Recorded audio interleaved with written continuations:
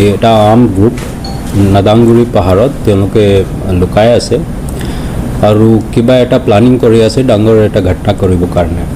চ' এইটো সংক্ৰান্তে আমাৰ additional S P headquarter SDPO DSP আৰু ষ্ট্ৰং পুলিচ ফ'ৰ্চ এটা অপাৰেশ্যন আমি প্লান কৰিছোঁ চাৰ্চ কৰ্ডন এণ্ড চাৰ্চ কাৰণে। তেওঁলোকে তাতে গ'ল, ভিতৰত যেতিয়া তেওঁলোকে চাৰ্চ কৰি আছিলে morning around 6 AM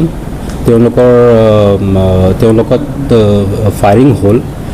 police team ৰিটেলিয়েটৰী firing কৰাৰ পিছত তেওঁলোকে যেতিয়া চাৰ্চ কৰিলে ইনজাৰ্ড মানুহ এটা পাইছে। তাক আমি হস্পিটেল ইমিডিয়েটলি শ্বিফ্ট কৰিলোঁ। হস্পিটেলত ব্ৰড ডেড ডিক্লেয়াৰ হ'ল। PO যেতিয়া আমি চাৰ্চ কৰিলোঁ তাতে পিষ্টল এটা, 2টা গ্ৰেনেড আৰু বাকীখিনি বস্তু পাইছোঁ। তাতে এটা ব্লেংকেট আছিলে, ব্লেংকেটত আমি 2টা আই কাৰ্ড পাইছোঁ। এটা হ'ল ভোটাৰ ID কাৰ্ড, ইপিল মুৰ্মু নামত কাছুগাঁও এড্ৰেছ লিখা আছে, আৰু এটা ATM কাৰ্ড, তাতে ৰোহিত মুৰ্মু লিখা আছে, ঝাৰখণ্ড এড্ৰেছ হ'ল। এই মানুহ আমাৰ কাৰণে ইম্পৰ্টেণ্ট হয়, কিয় কিছুমাহ আগতে ঝাৰখণ্ডৰ পৰা এটা পুলিচ টীম আহিছিলে ইয়াক খুজিবলৈ। যেতিয়া আমি কেছ কাৰণে তেওঁলোকক সুধিছোঁ তেওঁলোকে কৈছে কি অক্টোবৰ 2024 ঝাৰখণ্ডত চাহেবগঞ্জ ডিষ্ট্ৰিক্টত এটা ৰেল লাইনত ব্লাষ্ট কৰিছিলে, আৰু সি মেইন মানুহ আছিলে ইয়াৰ গ্ৰুপ নাছলা। তেওঁলোকে তাতে ৰেছপনচিবিলিটি লৈছিলে আৰু তাৰ পৰা পলাইছে ইয়াতে লুকাবৰ কাৰণে। আৰু যেতিয়া আমি সুধিছোঁ তো তেওঁলোকে কৈছে 2015 পৰা কেইবামান ঘটনা সি কৰিছে, ব্লাষ্ট, কিডনেপিং তেনেকৈ, আৰু 10 বছৰমান তাতে সি এক্টিভ হৈ আছিলে। ইয়াৰ ষ্ট্ৰং মাওইষ্ট কানেকশ্যন তেওঁলোকে ওলাইছিলে, সেইটো কাৰণে তেওঁলোকে NBW লৈ পেলাই ইয়াতে আহিছিলে। আমি আমাৰ যেতিয়া ৰেকৰ্ড চাইছোঁ তাতে আমাৰো এটা আৰ্মছ এক্টৰ কেছ হয় 2014, তাতে ইয়াৰ NBW হৈ আছে, আমি খুজি আছিলোঁ তাক। আপোনালোকে জানে কি 23 তাৰিখে মৰ্নিঙত এটা ঘটনা হৈছে আমাৰ ডিষ্ট্ৰিক্টত, তাতে ছেইম মডাছ অপাৰেণ্ডি যেনেকৈ 24 ঝাৰখণ্ডত হৈছে, ছেইম মডাছ অপাৰেণ্ডি ইয়াতেও হৈছে।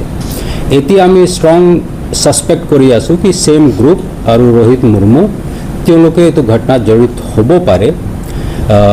এতিয়া আমাৰ ইনভেষ্টিগেশ্যন সেইটো ফাললৈ যাব, তেওঁলোকৰ কিবা কানেকশ্যন আছে না, কিন্তু আমাৰ ষ্ট্ৰং ছাছপিশ্যন এতিয়া যেনেকৈ চাৰ্কামষ্টেঞ্চিয়েল এভিডেঞ্চ হৈছে আৰু তেওঁলোকক আমি ইয়াতে পাইছোঁ। চ' কিবা এটা লিংক ষ্ট্ৰংলি আছে, কিন্তু কেনেকৈ কি এভিডেঞ্চ আছে ইনভেষ্টিগেশ্যনত আমি পাই যাওঁ। এনকাউণ্টাৰ হোৱাৰ পিছত বাকীখিনি মানুহে পাহাৰ আৰু ওপৰত গৈছে, আমাৰ 2টা টীম এতিয়াও তাতে আছে, খুজি আছে। আমি আশা কৰি আছোঁ সন্ধিয়ালৈকে আৰু মানুহ পাব পাৰোঁ। That's all. মিলা হে 2 গ্ৰেনেড মিলা হে। খবৰ মতে এপ্ৰক্সিমেটলি 10 পিপল এটা আমি পাইছোঁ, বাকীখিনি তেওঁলোকে পলাইছে। টীম আছে, সন্ধিয়ালৈকে কিবা এটা আৰু পাব পাৰোঁ। নাছলা আকৌ এক্টিভ হ'ল নেকি আমাৰ ব্ৰিটিছ বা অসমত? এইটো চাৰেণ্ডাৰ কৰাৰ পিছত সেইটো প্ৰথম ঘটনা তেনেকৈ আমি এতিয়া খবৰ পাইছোঁ বা তেনেকৈ ঘটনা হৈছে। যিমান মানুহৰ নাম পাইছোঁ আমি তেওঁলোকক ধৰাৰ পিছত গোটেইখিনি গম পাই যাওঁ কি এক্টিভ হৈছে নে নাই, কিন্তু এটা ষ্ট্ৰং কানেকশ্যনটো আছে। অকলে নাছলা নহয়, ঝাৰখণ্ডত যেনেকৈ মাওইষ্ট এক্টিভিটি চলি আছে সেইটো কানেকশ্যন আমি এতিয়া গম পাই আছোঁ। স্যাৰ, বহুদিন শান্তি থকাৰ পিছত পুনৰাই আকৌ এনেধৰণৰ প্ৰঘাতমূলক কাৰ্যবোৰ আৰম্ভ হ'ল, ভৱিষ্যতে আকৌ এনেধৰণৰ হ'ব নেকি? এনেকুৱা কিবা ইনপুট আছে নেকি? এইটো প্ৰথম ঘটনা আৰু এইটো আমি খুব চিৰিয়াছলি লৈছোঁ। ষ্ট্ৰংগেষ্ট একশ্যন আমি ষ্টাৰ্ট কৰিছোঁ আৰু ইনভেষ্টিগেশ্যন ভালকৈ চলি আছে। আমি আশা কৰোঁ ইয়াৰ পিছত তেওঁলোকে কৰিব নোৱাৰিব। গোটেইখিনি যিমান মানুহ জড়িত হৈ আছে তেওঁলোকে ধৰা পৰিব বা বেলেগ পুলিচ একশ্যন হ'ব। 23 তাৰিখত ব্লাষ্ট কৰা ইহঁতে মানে ছাছপেক্টেড ইনভলভ আছে, যেনেকৈ চাৰ্কামষ্টেঞ্চিয়েল আছে কি মডাছ অপাৰেণ্ডি তাতেও তেনেকৈ কৰিছিলে, ইয়াতেও তেনেকৈ আছে। তো ষ্ট্ৰংলি আমি ছাছপেক্ট কৰি আছোঁ কি তেওঁলোকে তাতে জড়িত আছে।